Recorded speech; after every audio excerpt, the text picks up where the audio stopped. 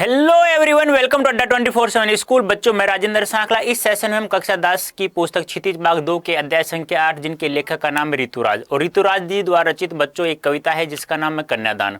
तो आज हम कन्यादान कविता को एक एक शब्दों का अर्थ सहित समझेंगे। साथ में हम अभ्यास प्रश्नों के बारे में, अर्थात महत्वपूर्ण प्रश्नों के बारे में चर्चा करेंगे जो आपके एग्जाम से संबंधित बहुत ही महत्वपूर्ण हो सकते हैं। ठीक है बच्चों, तो कक्षा 10 है बच्चों, ध्यान रखना। पुस्तक का नाम है क्षितिज भाग 2। क्या नाम है? क्षितिज भाग 2, अध्याय संख्या 8 है, और लेखक का नाम क्या है बच्चों? ऋतुराज। इनके द्वारा रचित कविता का नाम क्या है? कन्यादान। तो सबसे पहले हम कन्यादान कविता का कविता का सारांश पढ़ लेते हैं, जिससे हम लोगों को कविता को समझने में बहुत ही आसानी हो जाएगी।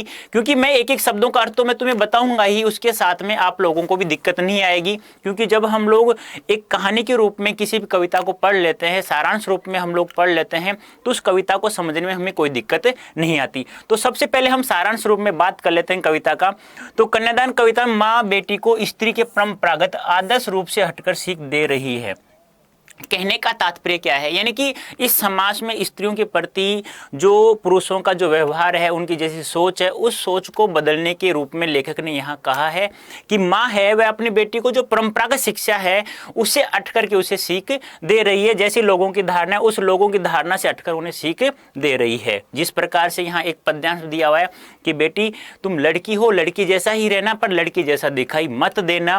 कहने का तात्पर्य क्या है बच्चों यहाँ पर कि लड़की को माँ कह रही है, क्या कह रही है कि आप लोगों को यानी तुम्हें समझदार बनना है, चतुर बनना है, ज्ञानी बनना है। यदि तुम ऐसा नहीं करोगी तो यह संसार है, यह तुम्हें ससुराल वाले हैं, वह तुम्हारा शोषण करना स्टार्ट कर देंगे। कवि का मानना है कि समाज व्यवस्था द्वारा स्त्रियों के लिए आचरण संबंधी जो प्रतिमान घड़ लिए जाते हैं वे आदर्श के मुलम में बंधन हो जाते हैं। कहने का तात्पर्य है कुछ लोग, कुछ महापुरुष हैं यहाँ, नेता जैसे, कुछ महाजन वर्ग जैसे, कुछ पैसे वाले वर्ग जैसे व्यक्ति हैं जो स्त्रियों के प्रति कुछ परंपरागत, कुछ आचरण, कुछ प्रतिमान, कुछ किंवदंतियां ऐसी गढ़ ली हैं जो स्त्रियों के प्रति एक मुलम्मे में ही शामिल हो जाते हैं। कहने का तात्पर्य क्या है कि स्त्री की कमजोरियां बार बार उन्हें बताया जाता है कि आप लोग केवल घर में रहने के लायक हो, केवल घर में पोछा, रोटी कपड़ा धोना होना, सब यही कार्य करने लायक हो और कुछ कार्य करने लायक नहीं हो।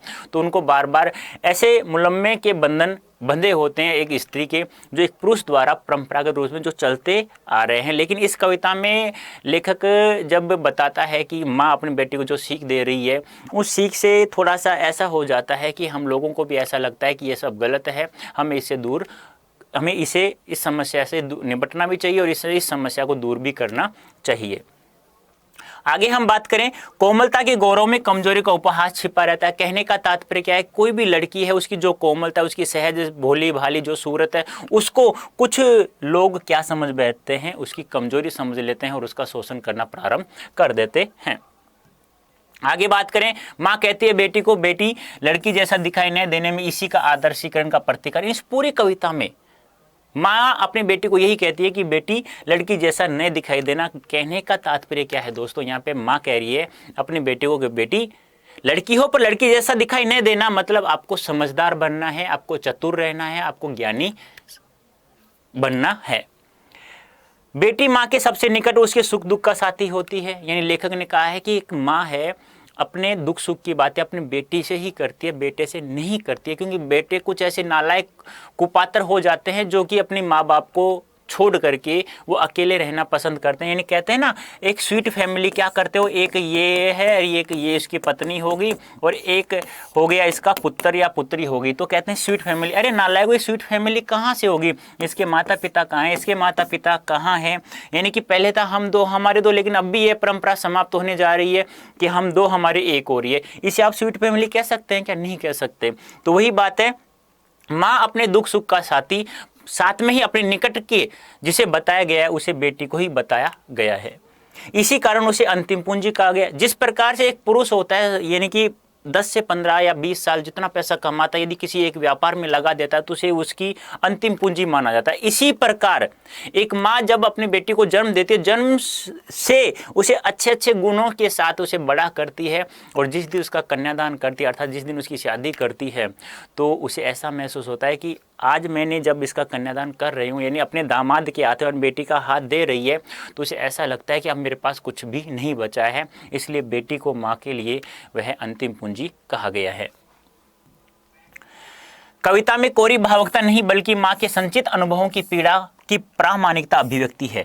इस छोटी सी कविता में स्त्री जीवन के प्रति ऋतुराज की गहरी संवेदनशीलता अभिव्यक्त हुई है। कहने का तात्पर्य क्या है, यहाँ जो माँ का जो दुख बताया गया है एक वास्तविक दुख है बच्चों। यहाँ किसी कल्पना की, यहाँ किसी भावों की आवश्यकता नहीं, यहाँ कोई कल्पना नहीं है। यहाँ एक वास्तविक दुख के साथ में माँ के दुख को बताया गया है कि नहीं, एक माँ ही उस दुख को समझ सकती है। यानी कि एक माँ ही दूसरी माँ, जो एक माँ है, मान लो किसी बच्चे की माँ एक दूसरे बच्चे की माँ, तो वही माँ समझ सकती है। यदि उसने अपने बच्चे का कन्यादान किया होगा तो उसे कितना दुख हुआ होगा। तो यहाँ किसी कोरी भावुकता, कोरी कल्पना की आवश्यकता नहीं है, ये एक वास्तविक दुख को यहाँ प्रकट किया है। अब ऋतुराज जी हैं, वे इस समाज से इस प्रकार से जुड़े हुए थे, मध्यम वर्गीय परिवार से, कि उनको पता था कि इस समय कैसा दुख होता है एक माँ को, तो उनकी गहरी संवेदनशीलता यहाँ प्रकट की है। अब देखते हैं कन्यादान कविता का पहला पद है, कितना प्रामाणिक था उसका दुख लड़की को दान देते वक्त, जैसे वही उसकी अंतिम पूंजी हो। यानी कि यह उस समय की स्थिति बता रहे हैं ऋतुराज जी कि जब एक माँ अपनी बेटी का कन्यादान करती है शादी के समय, यानी अपने दामाद के हाथ अपनी बेटी का हाथ दे रही है, तो उस समय एक माँ का दुख कितना दुखा होगा, कितना उसका हृदय चीर चीर हो गया होगा। यानी कि उसका हृदय इतने टुकड़े से हो गए होंगे कि उसमें किसी प्रकार का, यह सब वास्तविक है, उसमें किसी प्रकार कोई कोरी कल्पना या कोरी भावुकता नहीं है। कहने का तात्पर्य क्या है कि माँ को ऐसा लगता है कि मेरी अंतिम पूंजी यही है, अर्थात मैं जब इसका दान कर दूंगी तो मेरे पास कुछ भी नहीं बचेगा। यही बात है, कितना प्रामाणिक था उसका दुख। यानी कि एक माँ का एक अपनी बच्ची का दान देते वक्त कितना प्रामाणिक था, उसमें किसी भी प्रमाण की आवश्यकता नहीं है, वह एक वास्तविक दुख था। लड़की को दान देते वक्त, अर्थात जब दामाद के हाथ अपने बच्ची का हाथ देते हैं तो उसे दान कहा जाता है। जब लड़की की शादी करते हैं तो उसका कन्यादान करते हैं, तो कन्यादान का समास विग्रह होता है बच्चों कन्या का दान। क्या होता है? कन्या का दान। यानी कन्या के लिए दान मत कर देना। और यहाँ कौन सा हो जाएगा बच्चों? संबंध तत्पुरुष समास हो जाएगा। कौन सा हो जाएगा? संबंध तत्पुरुष समास हो जाएगा। जैसे वही उसकी अंतिम पूंजी। और एक माँ को लगता है जब अपने बच्चे का कन्यादान करती है तो ऐसा लगता है कि अब बस मेरे पास कुछ भी नहीं बचा, यही मेरी क्या है? अंतिम पूंजी है। तो क्या कहा गया समझ में आ गया होगा। लेखक कह रहे हैं कितना प्रामाणिक था उसका दुख, यानी कि लड़की को दान देते वक्त, यानी लड़की का दान करते समय उस माँ का वह जो दुख था वह कितना प्रामाणिक था, उसमें किसी प्रकार की कल्पना की आवश्यकता नहीं है, वह एक वास्तविक दुख था। जैसे वही उसकी अंतिम पूंजी। और ऐसा लगता है कि मेरे पास अब कुछ भी नहीं बचा है। यानी एक इंसान है, एक मनुष्य है जो 20, 25, 30 साल जितना भी कमाया है किसी व्यापार में लगा देता है तो उसे लगता है यही मेरी अंतिम पूंजी, यही मैं, इसी में यदि मुझे लाभ नहीं हुआ, हानि होगी तो मैं क्या करूँगा। ऐसा ही एक माँ को यहाँ महसूस हो रहा है। उस दुख में कोई कल्पना नहीं है, कोई भावुकता नहीं है कोरी, वह एक वास्तविक दुख है। उसे वास्तविक रूप से एक बेटी अपनी माँ के लिए अंतिम पूंजी ही होती है। लड़की अभी सियानी नहीं थी। लेखक कह रहे हैं कि लड़की अभी सियानी मतलब होता है समझदार। यानी कि लेखक कह रहे हैं कि लड़की अभी क्या नहीं है? समझदार नहीं है। अभी इतनी भोली सरल थी, यानी उसकी सूरत थी इतनी भोली भाली कोमल सूरत थी कि उसे सुख का आभास तो होता था, अर्थात उसे केवल सुख का ही आभास होता था, वह दुख को बांचना नहीं आता था। लेकिन दुख बांचना नहीं आता कहने का मतलब क्या है? उसे कोई दुख हो रहा है तो उस दुख को वह अभिव्यक्त नहीं कर सकती, किसी भी सामने वाले इंसान को वह अपने दुख के बारे में नहीं बता सकती। पाठिका थी वह धुंधले प्रकाश की, अर्थात वह भी एक किसी उच्च प्राथमिक कक्षा की बालिका थी। कुछ तुकों, कुछ लयबद्ध पंक्तियों की, यानी किसी कविता के प्रत्येक शब्द का अर्थ वह नहीं जानती थी, नहीं बता सकती थी। इसलिए लेखक कह रहे हैं कि अभी वह लड़की थी, इतनी समझदार नहीं थी, वह एक उच्च प्राथमिक कक्षा की बालिका थी। उसकी सरल, इतनी भोली बिल्कुल सीधी सादी नजर आ रही थी। उसे केवल सुख का ही आभास होता था, लेकिन दुख को वह किसी दूसरे के सामने बता नहीं सकती थी, वह अर्थात अभिव्यक्त नहीं कर सकती थी। पाठिका थी वह धुंधले प्रकाश की, कुछ तुकों और कुछ लयबद्ध पंक्तियों की, यानी कि इस प्रकार एक बच्ची होती है जब वह किसी भी प्रत्येक शब्द का अर्थ नहीं बता पाती है तो वह किसी, जैसे हम लोग किसी धुंधले प्रकाश में किसी पूरी कविता को पढ़ते हैं ना, तो हमें कुछ शब्द दिखाई नहीं देते, कुछ शब्द को हम आभास के द्वारा ही पहले शब्दों के अनुसार उस शब्द का अर्थ करते हुए हम आगे तक बढ़ते हैं। उसी प्रकार एक बच्ची प्रत्येक प्रत्येक कविता की यानी किसी कविता की प्रत्येक शब्द का अर्थ न बताते हुए कुछ शब्दों का अर्थ नहीं जानती है, तो कुछ ऊपर जैसे शब्द जिनका अर्थ वह जानती है उसी के अनुसार उसके अर्थ को वह जोड़ लेती है और आगे बढ़ती हुई चली जाती है। तो ध्यान रखना बच्चों, लेखक क्या कह रहा है कि लड़की अभी समझदार नहीं थी, उसकी सरल बिल्कुल इतनी सीधी सादी सरल भोली भाली वह नजर आ रही थी। केवल उसे दुख का ही आभास सुख का ही आभास होता था, वह दुख को बता नहीं सकती थी किसी को। वह किसी उच्च प्राथमिक कक्षा की बच्ची थी, वह प्रत्येक शब्द का अर्थ नहीं बता पा रही थी। वह किसी शब्द के अनुसार जब जिस शब्द का अर्थ वह जानती है उसी शब्द के अर्थ के अनुसार वह दूसरे शब्द का अर्थ जोड़ते हुए पढ़ती हुई चली जाती है। जिस प्रकार हम किसी पूर्ण रूप से जहाँ प्रकाश नहीं है, धुंधला प्रकाश है, वहाँ किसी भी पाठ को या किसी रचना को पढ़ते हैं तो कुछ शब्द समझ में नहीं आता है। जो शब्द हमें दिख रहा है, समझ में आ गया, उसी के अनुसार हम उसे जोड़ते हुए आगे पढ़ लेते हैं। उसी प्रकार यह बच्ची भी उस अर्थ को दूसरे जिस शब्द का अर्थ जानती है उसी शब्द के अनुसार उसे जोड़ती हुई पढ़ती चली जाती है। फिर लेखक कह रहे हैं, माँ ने कहा पानी में झांककर अपने चेहरे पर मत रीझना। अब माँ कह रही है कि बेटा तू अपने चेहरे पर यानी पानी में अपने चेहरे को देखकर अपने सुंदर चेहरे पर रीझना नहीं है, वरना वही तेरा शोषण का कारण हो जाएगा, वही तेरा बहुत बड़ा दुश्मन हो जाएगा। आग रोटियां सेकने के लिए जलने के लिए अब माँ कह रही है कि बेटा तुझे ससुराल में कैसे रहना है, किस प्रकार से रहना, मुझे पता है कितनी दिक्कत आती है। यानी जिस परिवार के लिए तू रोटियां सेकने जिस आग का प्रयोग करती है, जब तुझे दुख आएगा तुझे ऐसा लगेगा कि मैं अब बस आत्महत्या कर लूँ, इस आग में जल जाऊं, या ससुराल वाले तुझे इतना दुखी प्रताड़ित करेंगे कि तुझे उस आग के प्रति सुपुर्द कर देंगे। तो ये है, माँ कह रही है कि बेटा यह आग है ना केवल रोटियां सेकने के लिए काम आती है, इसमें जलने के लिए मरने के लिए नहीं। वस्त्र और आभूषण शाब्दिक भ्रमों की तरह बंधन की स्त्री है जीवन की। अब माँ कह रही है कि बेटा जो एक स्त्री के लिए जो बंधन होता है वह सुंदर सुंदर सोने जैसे हार होते हैं या सुंदर सुंदर कपड़े होते हैं, उसके भ्रम में तुझे बिल्कुल नहीं पड़ना है, वरना उसके भ्रम में तू पड़ गई जिस दिन तो वही जो हार हैं जो कपड़े हैं वही तेरे दुख का कारण बन सकते हैं। तो तुझे बिल्कुल भी ऐसा नहीं करना है। तो लेखक क्या कह रहे हैं, अपनी बेटी से माँ कह रही है कि बेटा तुझे पानी में अपना चेहरा देख करके तुझे रीझना नहीं है, तुझे घमंड नहीं करना है, तुझे अभिमान नहीं करना है, वरना यही चेहरा तेरा शोषण का या तेरा दुश्मन हो जाएगा। फिर माँ कह रही है कि बेटा यह जो आग है यह केवल रोटियां सेकने के लिए काम में आती हैं, इसमें मरने के लिए जलने के लिए काम में नहीं आती है। और जो एक स्त्री के जो बंधन होते हैं, सुंदर सुंदर जो आभूषण होते हैं, सुंदर सुंदर जो कपड़े होते हैं, उनके भ्रमों में तुझे भ्रम में बिल्कुल भी नहीं पड़ना है, वरना यही तेरा दुश्मन हो सकते हैं और यही तेरे शोषण का कारण बन सकते हैं। माँ ने कहा लड़की होना पर लड़की जैसा दिखाई मत देना। अब माँ कह रही है कि बेटा तू लड़की है, लड़की जैसा ही होना, पर लड़की जैसा दिखाई मत देना। अर्थात तुझे समझदार बनना है, तुझे चालाक बनना है, तुझे चतुर बनना है, तुझे अपने ससुराल की तरह जिस प्रकार से वो जी रहे हैं उनकी भावनाओं को समझना है और उन्हीं के अनुसार तुझे दौड़ना है, जिससे तेरा कोई शोषण न कर सके, तेरा कोई अपमान न कर सके, तुझे कोई दुख न हो। तो इस कविता में, पूरी कन्यादान कविता में माँ अपनी बेटी का कन्यादान करते वक्त ये सारी शिक्षाएं दे रही हैं। कौन कौन शिक्षा दे रही हैं? क्या कहा जा रहा है, लेखक ने कहा कि जब माँ अपनी बेटी का कन्यादान करती है तो उसमें किसी प्रमाण की आवश्यकता नहीं है, वह एक वास्तविक दुख है। फिर कहा, माँ कहती है कि बेटा पानी में अपने चेहरे पर रीझना नहीं है तुझे, वरना अभिमान करेगी तो वही चेहरा तेरा दुश्मन बन जाएगा। फिर कहती है कि यह आग है वह रोटियां सेकने के लिए, उसमें जलने के लिए बिल्कुल नहीं है। फिर कहती है कि जो स्त्री के बंधन होते हैं, सुंदर सुंदर कपड़े आभूषण होते हैं, उसके भ्रम में नहीं पड़ना है, यदि पड़ जाएगी तो वही तेरा दुश्मन हो जाएगा। फिर कह रही है माँ क्या कि लड़की होना पर लड़की जैसा दिखाई मत देना। कहने का मतलब है कि तुझे समझदार, चालाक और चतुर बनना है। अब देखते हैं हम लोग अभ्यास प्रश्नों के बारे में चर्चा कर लेते हैं। तो पहला अभ्यास प्रश्न आता है, आपके विचार से माँ ने ऐसा क्यों कहा कि लड़की होना पर लड़की जैसा दिखाई मत देना है? ऐसा क्यों कहा? क्योंकि माँ को पता था कि किस प्रकार से ससुराल में रहा जाता है, किस प्रकार कितनी कठिनाइयाँ आती हैं। यदि मेरी बेटी समझदार नहीं बनेगी, चतुर नहीं बनेगी, तो उसकी ससुराल वाले उसके सबसे बड़े दुश्मन हो जाएंगे।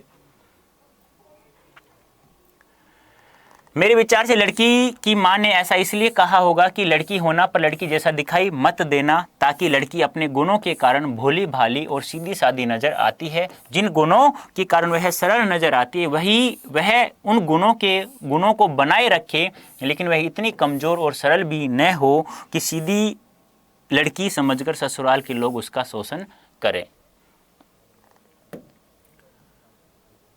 वह ससुराल में सोच समझकर अपना जीवन साहसपूर्वक बिताए और कठिनाइयों का साहसपूर्वक मुकाबला करे। यह संसार निर्मम है, अत्याचारी है, उसे भी साहस के भली भांति समझिए, साहस के साथ भली भांति समझे। तो इसलिए माँ कह रही है कि बेटा लड़की होना पर लड़की जैसा दिखाई मत देना। नेक्स्ट है दोस्तों, आग रोटियां सेकने के लिए है, जलने के लिए नहीं। पहला है, इन पंक्तियों में समाज में स्त्री की किस स्थिति की ओर संकेत किया गया है। दूसरा है, माँ ने बेटी को सचेत करना क्यों जरूरी समझा। देखो, इन पंक्तियों में समाज में स्त्री की किस स्थिति की ओर संकेत किया गया है, यानी इस स्थिति में जो एक परंपरागत रूप से जो पुरुषों द्वारा जो नियम बनाए गए हैं उसके लिए है कि जब एक बेटी किसी घर में बहू बन के जाती है, अपने ससुराल जाती है, तो जिन आग से वह रोटियां सेकती है वही नालायक ससुराल वाले लोग उसे उसी आग में उसे जलाकर मार देते हैं। तो इसको हमें बदलना है, लेखक यही कहना चाह रहा है। माँ ने बेटी को सचेत करना इसलिए जरूरी समझा क्योंकि माँ को पता है किस प्रकार से ससुराल में कितनी दिक्कतें आती हैं। तो काफ़ी बार जब समस्याएं आती हैं तो लगता है कि इसी आग में क्यों न मैं जलकर मर जाऊं, इसलिए माँ सचेत करना जरूरी समझती है। तो समाज में स्त्री किस स्थिति की ओर संकेत किया है। इन पंक्तियों में समाज द्वारा स्त्रियों पर, बच्चों इसको सही करना, स्त्रियों पर अत्याचारों की ओर संकेत किया गया है। नारी का जीवन कष्टों से भरा होता है, वह ससुराल में घर गृहस्थी का काम संभालने के साथ साथ सभी के लिए रोटियां पकाती है, फिर भी उसे बहुत अत्याचार सहना पड़ता है। कभी कभी ऐसा समय आता है कि उसी अग्नि में उसे जला दिया जाता है या खुद इन अत्याचारों से परेशान होकर अग्नि में खुद को सौंप देती है। माँ बेटी को सचेत करना जरूरी क्यों समझा, इसलिए जरूरी समझा क्योंकि लड़की अभी सियानी नहीं थी, अभी इतनी भोली सरल थी कि उसे दुख सुख का आभास तो होता था लेकिन दुख बाँचना नहीं आता था। पाठिका थी वह धुंधले प्रकाश की, कुछ तुकों कुछ लयबद्ध पंक्तियों की। कहने का तात्पर्य सीधा सा यही है कि बच्ची अभी शादी की उम्र नहीं होती, लेकिन किसी इंसान की स्थिति परिस्थितियों के अनुसार बच्ची की या बचपन में ही शादी करनी पड़ जाती है। अर्थात वह समझदार नहीं थी, वह बिल्कुल सीधी सादी लड़की थी और उस सीधी सादी लड़की को ही उसका भोलापन है, उसी को लोग उसकी कमजोरी का फायदा उठा लेते हैं। नेक्स्ट है, पाठिका थी वह धुंधले प्रकाश की, कुछ तुकों कुछ लयबद्ध पंक्तियों की। इन पंक्तियों को पढ़कर लड़की की जो छवि आपके सामने उभर कर आ रही है उसे शब्दबद्ध कीजिए। यानी कहने का तात्पर्य क्या है, इससे यह पता चलता है कि वह किसी उच्च प्राथमिक कक्षा की बालिका थी। वह किसी भी कविता के प्रत्येक शब्द का अर्थ न जान करके कुछ तुकों कुछ लयबद्ध पंक्तियों के अनुसार जिस शब्द का अर्थ वह जानती है उसी के अनुसार वह दूसरे शब्द का अर्थ भी कुछ जोड़ तोड़कर उसे बना सकती है। वास्तविक अर्थ के बारे में वह नहीं जानती है। कविता की इन पंक्तियों से लड़की कुछ विशेषताएं सामने आती हैं जो निम्नलिखित हैं। वह अभी किसी उच्च प्राथमिक स्तर तक की पढ़ने वाली छात्रा ही है और उसकी उम्र भी कम है। वह अपने भावी जीवन की कल्पनाओं में खोई हुई है। वह जीवन की सच्चाइयों से क्या है, अनजान है।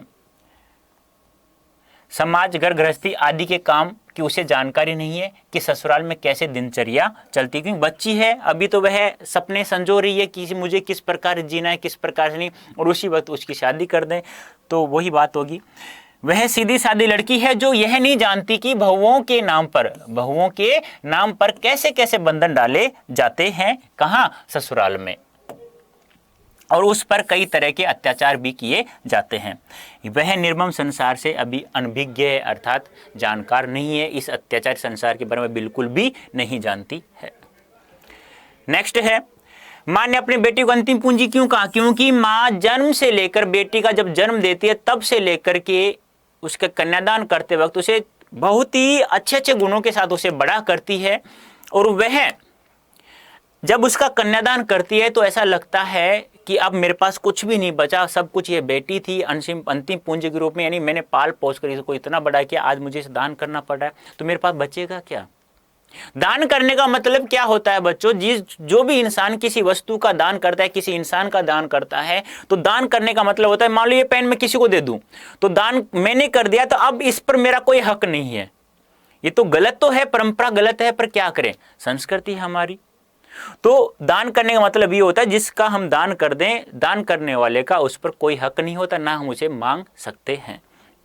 तो उसे ऐसे लगता है कि बस यही है सब कुछ मेरे पास, उसके पास अब कुछ भी नहीं बचा है, क्योंकि वही उसके दुख सुख का साथी होती है, वही सारी बातें उसे बताती है। संसार में हम सब देखते हैं कि माँ अपनी बेटी के सबसे निकट होती है, क्योंकि माँ के दुख सुख, देखो जब किसी आपको पता हो, मान लो किसी जैसे कि मान लो कोई लड़का है, उसकी एक सिस्टर भी है, ठीक है, अब उसकी शादी कर दी, तब अब ये इसकी माँ है, तो इस माँ को जो भी दुख आ रहा है तो माँ फोन करके इसे ही बताएगी, इसको नहीं बताती है। तो वही बात यहाँ है, सबसे निकट होती है, वह अपने सभी दुख सुख अपने बेटी के साथ बांटती है, वह उसे एक पूंजी की तरह बड़ी करती है और संस्कार देती है। जिस प्रकार से व्यक्ति अपना सारा जीवन धन दौलत कमाने में लगाता है, उसी प्रकार माँ अपना पूरा जीवन बेटी को संस्कारी बनाने में लगाती है। इसलिए माँ का लगाव बेटी के साथ बहुत बढ़ जाता है, इसलिए उसका कन्यादान करते समय उसे ऐसा लगता है मानो उसका सब कुछ जा रहा हो, उसे अपनी बेटी अंतिम पूंजी के समान लगती है। नेक्स्ट है, माँ ने बेटी को क्या क्या सीख दी? बहुत सारी सीखें दी हैं कि बेटा पानी में अपना चेहरा देखकर घमंड मत करना, अभिमान मत करना, आग रोटियां सेकने के लिए है, उसमें जलने के लिए नहीं है, आभूषणों व सुंदर सुंदर वस्त्रों के भ्रम में मत पड़ना, ये सब ज्ञान उन्हें देती है। माँ अपनी बेटी का कन्यादान करते समय निम्नलिखित सीख दी है। बेटी को सुंदरता पर न रीझने की सीख दी है, कष्टों से पीड़ित होकर आत्महत्या न करने की सीख दी, अर्थात आग में न जलने की सीख दी। बेटी को वस्त्रों आभूषणों के भ्रम में न पड़ने की सीख दी, अर्थात धन दौलत के आकर्षण से बचने की सलाह दी। माँ ने कहा कि नारी यदि सरलता, भोलेपन और सौंदर्य के कारण बंधनों में न बंधे तो वह शक्तिशाली बन सकती है। माँ ने कहा कि लड़की होना पर लड़की जैसा दिखाई मत देना, यह भी सब माँ कहती है। तो बच्चों, ये था ऋतुराज की कन्यादान कविता भी हम लोगों ने पढ़ ली और उससे संबंधित महत्वपूर्ण प्रश्नों के बारे में हमने पढ़ लिया। उम्मीद करता हूँ आप लोगों को बहुत अच्छा समझ में आ गया होगा। इसी प्रकार हमारे सेशन के साथ में जुड़े रहिएगा। धन्यवाद, थैंक यू सो मच।